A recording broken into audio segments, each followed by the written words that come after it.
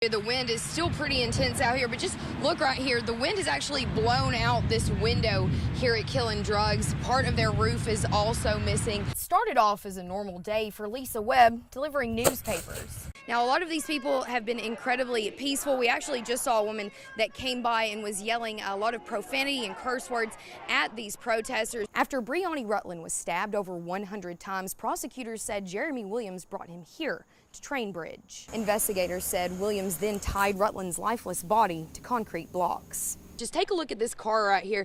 It's just got tons of cinder blocks right on top of it, and police literally just took the suspect's car away, as well as taking down all of the police tape that had this entire portion of Highway 101 shut down. It is now back reopened. Just to give you a better idea of how police say the suspect got away after murdering 2 women, he jumped 15 feet from this window back into this alleyway and then was struck and killed by a dump truck. After he made that statement about how it wasn't his fault, he said that he was sorry. Some wet wipes promise that they will disintegrate, but many sewage and water departments say that's not always the case. Judge Self tells me that Jean Darby was standing right here addressing jurors in this trial. She was about 5 minutes into her closing arguments when she stumbled a little, grabbing onto this jury rail. That's when Judge Self yelled out her name from the bench, hoping to get a response, and she said, "I'm okay." But then she stumbled again, grabbing onto this, and collapsed right here in the floor.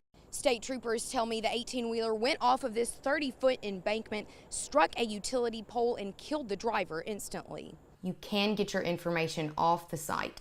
All you have to do is go to the opt-out portion of the website, fill in your information, find yourself, and click the big red opt-out button.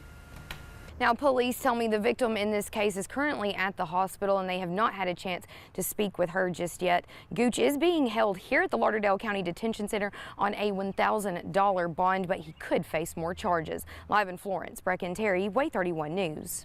Then it got sent to that warehouse in Tuscumbia, all by mistake. Sam's Sports Grill will be closed for the rest of Thursday after a person ran through the side of the restaurant. I am not standing in a creek, but you can hardly tell this is a road because there is so much water over this roadway. Just look behind me here. You can see cars just trying to get through this. It's about a foot deep down there. We did see some people earlier checking the roof here. They had a ladder actually getting up on top of it, trying to see what that damage is.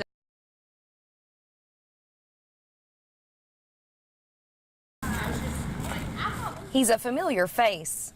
I love that cat. I love it. He's Strap Cat. Greeting everyone.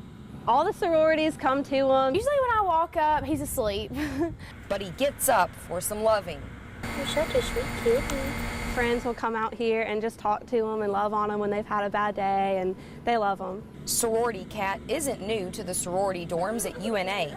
He's been here for a little over a year now. He was here all last year when I lived here too. You can usually find him in the bushes just laying around outside. And he's chill. He's very chill. But the university has concerns with Strap Cat. The cat could have fleas, somebody could be allergic.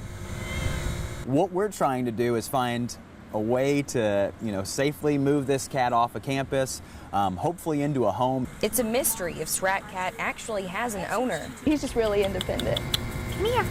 He has a home, whether it's here laying in the pine straw or the surrounding neighborhood. Either way, these ladies want him to stay. This is his home. Even when he wanders off. He always comes back. Brightening days. One pet at a time. It's very like a cuddly cat. He's very sweet. In Florence, Breken, Way 31, Hometown News. Tommy Arthur's last words were to his children, according to witnesses. He became emotional, told them he loved them, and wished he would have been a better father. But he did not address Troy Wicker's family. His breath just got more and more shallow, and then eventually his breath stopped, and they closed the curtain. After 34 years on death row, countless days of execution, and maintaining his innocence, the curtain closed on convicted killer Tommy Arthur. Times Daily reporter Bernie Dolinsky witnessed it. When they opened the curtains, Tommy Arthur looked over to his left where his daughter was, and he smiled and he winked and he gave her a thumbs up. Dolinsky said Arthur became emotional, saying his last words.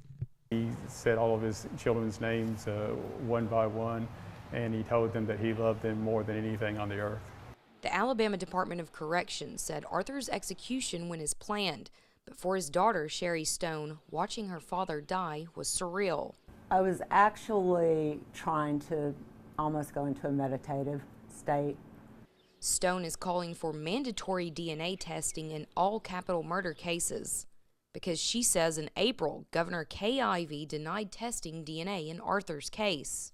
Now I'll never know the truth because the evidence that could prove if my father was innocent or guilty has not been tested using the latest DNA testing procedures.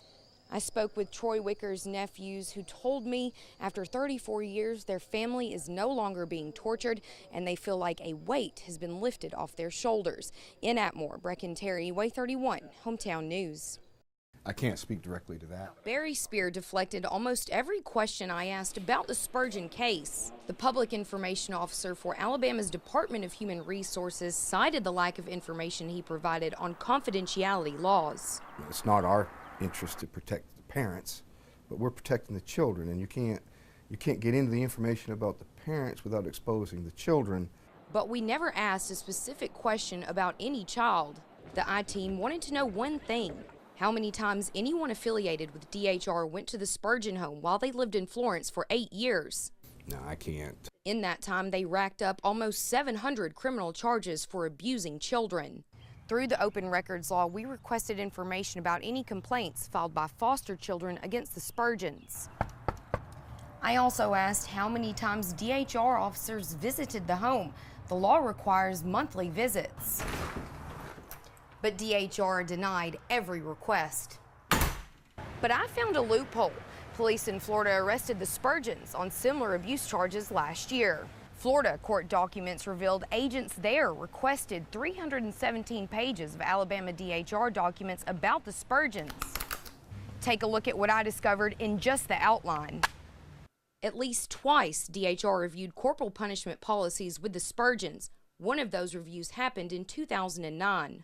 Corporal punishment is not allowed by foster parents, and if a foster parent does use corporal punishment and we're aware of it, then we'll talk with them, reestablish that rule, and if they continue to do it and don't stop, or then we'll pull their certification. Yet they continued to be foster parents.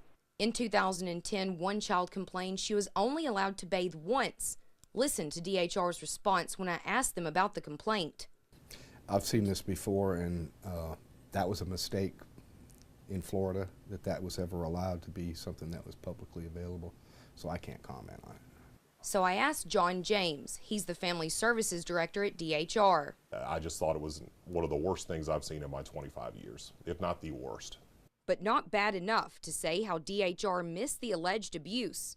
Investigators in Florence say the Spurgeons beat, raped, tied up, and/or abused 11 children. One of the alleged victims told Florence police Daniel Spurgeon started beating her when she was just 12. Quote, "He poured candle wax. I have scars across my chest. I have a scar on my toe where he dug a drill into it, and a burn mark on my leg." Again, I asked Spear how agents missed signs of abuse, or if any agents even inspected the home. I think the answer to that question would be how does any child abuse go on in a home without people knowing about it? It happens all the time. It's happening right now.